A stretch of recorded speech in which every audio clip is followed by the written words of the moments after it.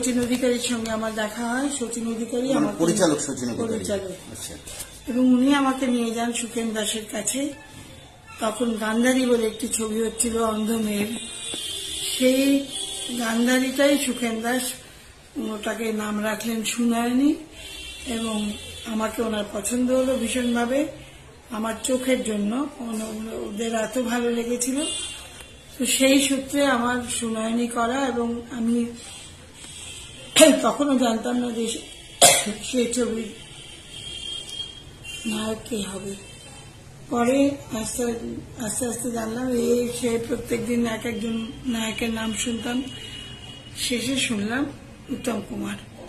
কিন্তু আমার কোনো রিয়াকশন হয়নি, সত্যি কথা বলছি, লোকে বিশ্বাস করে না, কিন্তু আমার কোনো রিয়াকশন হয়নি। কারণ উত্তম কুমারের সাথে আপনি শেয়ার করছেন, এতে আপনার কোনো রিয়াকশন হয় না? আমার কোনো রিয়াকশন হয়নি, স্বাভাবিক, একদম খুবই স্বাভাবিক।